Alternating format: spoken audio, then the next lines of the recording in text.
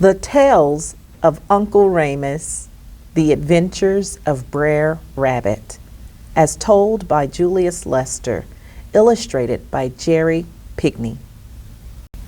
How the animals came to Earth.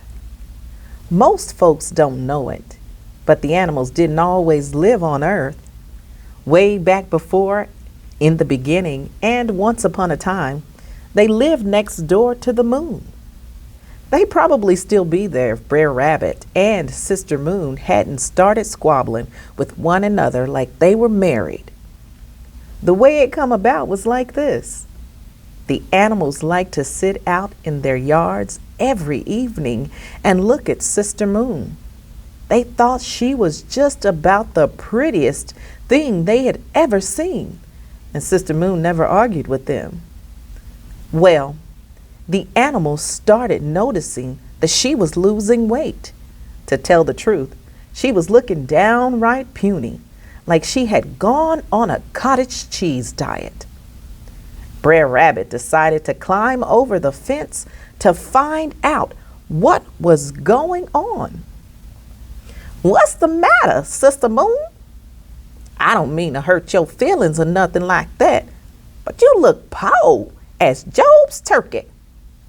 Sister Moon said, "I ain't been feeling like myself of late.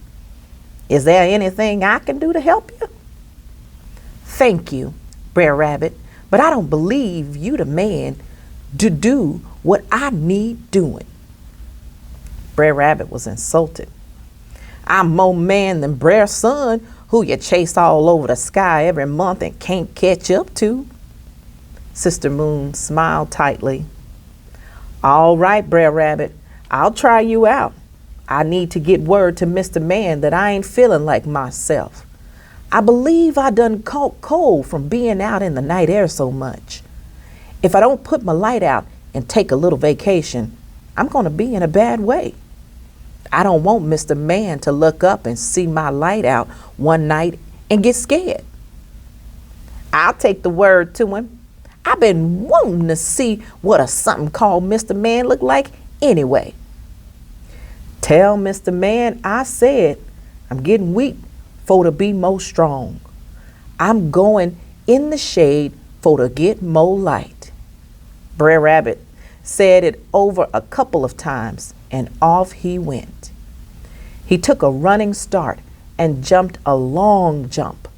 He fell through space, past the stars, and down through the firmament, tumbling tail over head and head over behind.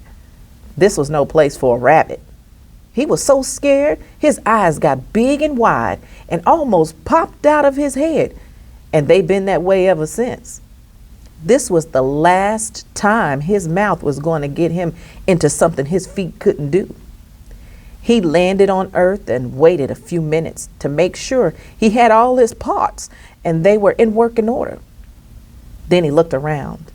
The first thing he saw was Mr. Man's garden. It was filled with green peas, lettuce, cabbage, collard greens, and sparrow grass. Over in the field were sheep, cows, goats, and pigs. Brer Rabbit's mouth started trembling and dribbling at the same time.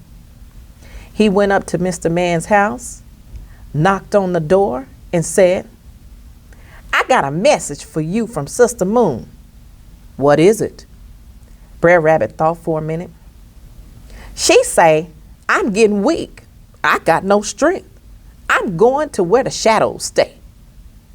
Mr. Man got indignant. "Tell Sister Moon I said, seldom seen and soon forgot. When Sister Moon dies, her feet get cold." Brer Rabbit nodded and took a long jump back up to Sister Moon. He told her what Mr. Man said. Sister Moon was angry. She hauled off and hit Brer Rabbit with the shovel and split his lip. Brer Rabbit don't take no stuff off nobody, and he clawed and scratched Sister Moon. And to this day, you can see the marks. Rabbits have split lips, and the face of the moon is all scratched up and got holes in it.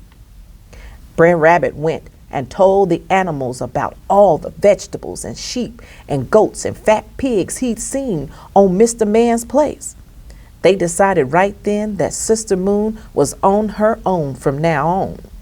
They took the long jump, and this is where they've been ever since.